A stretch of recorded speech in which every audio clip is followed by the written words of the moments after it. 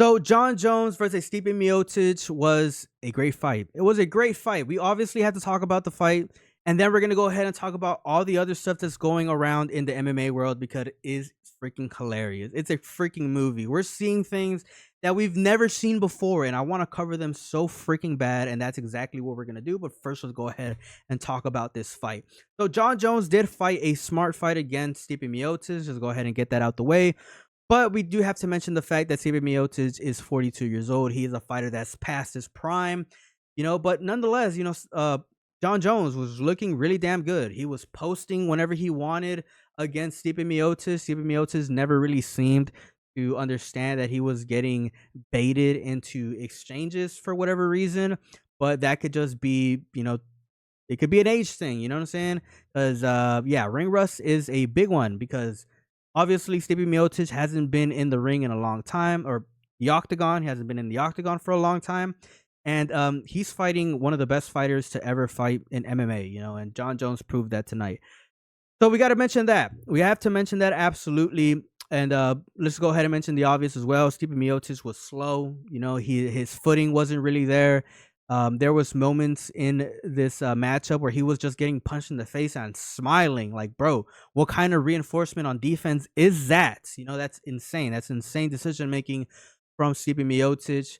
Um, John Jones, obviously, really, really good. Dominated from rounds 1 all the way to the end. Managed to get an early takedown against Stipe Miocic. Had all that ground control, elbowing him like there was no tomorrow. And obviously, what finished the fight is John Jones working through breaking Stipe Miocic's base, and that was absolutely a masterclass at, how to break his opponent's base because he was going for these, teep kicks. That's the best way I can explain them. Like these toe kicks, these teep kicks to Stipe Miocic's abdominal wall, and that was breaking his base. You guys can literally see Stipe Miocic be like, "Oh shit," I'm getting hit in the stomach.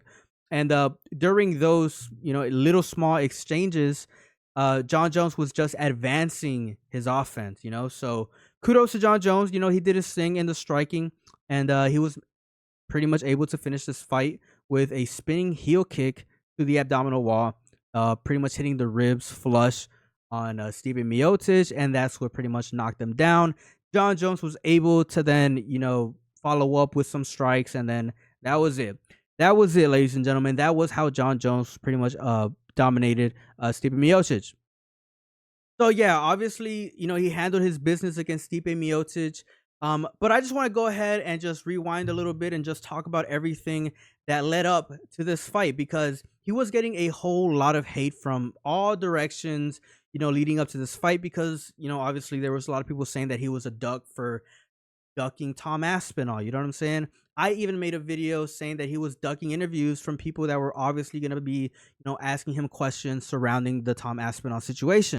Well, during his interview, with Joe Rogan in the Octagon, he directly pretty much addressed this entire situation. And he said that he's even willing to entertain the idea of giving the people what they want to see, pretty much hinting at the fact that he's not going to retire and that he is probably going to end up fighting Tom Aspinall. Now, this is absolutely freaking huge in my honest opinion because after getting such a dominant victory, you know what I'm saying, and getting asked that question in front of the entire freaking world, he had no place to run. Instead, he gave us some sort of reassurance that he is willing to entertain, the matchup against Tom Aspinall, which is 100% huge news.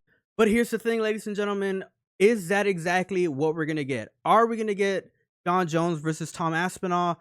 That has yet to be answered, but hopefully it's something that gets addressed pretty soon. Because as we know, John Jones has pretty much made it clear that he would like to face Alex Pereira instead. Earlier this week, somebody asked him if he would like to face off against Tom Aspinall, and he was just like, nah, F that. I would rather face off against Alex Pereira. And even Alex Pereira went out and said that, hell yeah, I definitely want to face off against John Jones. But with John Jones saying that he's willing to face off against Tom Aspinall as well, we're pretty much hinting at it, it kind of does raise the question, who is he going to face off against? Is he going to face off against Alex Pereira or is he going to face off against Tom Aspinall? And those are huge fights. Those are freaking insane fights because let me just say this. Alex Pereira already has been a title holder at middleweight, at light heavyweight. If he manages to beat John Jones at heavyweight, he would be the first fighter to have 3 belts in 3 different divisions.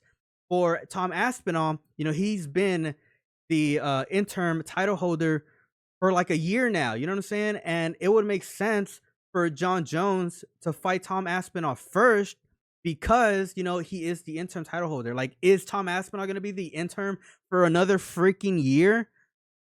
Who knows? I feel like John Jones right now has all the authority to pretty much call the shot or call his next fight, but I think it's pretty interesting. And I feel like, right now more than ever, he is going to be pressured to pretty much face off against Tom Aspinall first, if you ask me.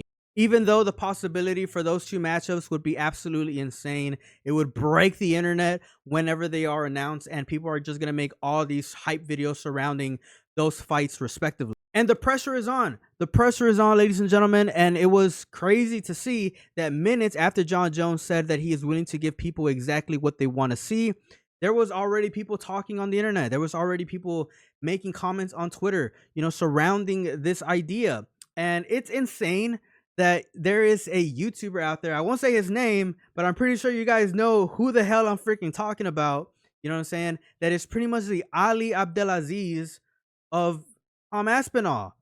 Like, he's literally promoting Tom Aspinall to all his followers, and all his followers are pretty much going over to John Jones's account, to John Jones's like page or whatever, and just talking the most shit to him. And I've never seen a YouTuber do this kind of thing before, and it's absolutely insane the power that some of these YouTubers are having towards their freaking audience. Granted, it is warranted because John Jones is behaving in a certain manner that it is, in definition to being a duck. So I mean, I will give it that. But it is just crazy to witness. We've never seen that before. We've never seen a creator pretty much have this amount of power. And in my honest opinion, I feel like that's freaking comedy. And I cannot wait to see what MMA YouTube turns into within the next couple of years, because this sport is absolutely blowing up. And it's just crazy to witness, if I'm just being completely honest. But let's go ahead and talk about some of the likely outcomes. In my honest opinion, I feel like John Jones versus Tom Aspinall is the fight that makes the most sense, because what else is there to be said? John Jones got the title. He defended it. Tom Aspinall is the interim champion. Like, what is it going to be, the interim championship for another freaking year? Like, it doesn't make sense for Tom Aspinall and John Jones not to go head to head next. Even Dana White is saying that John Jones is still the #1 pound for pound fighter.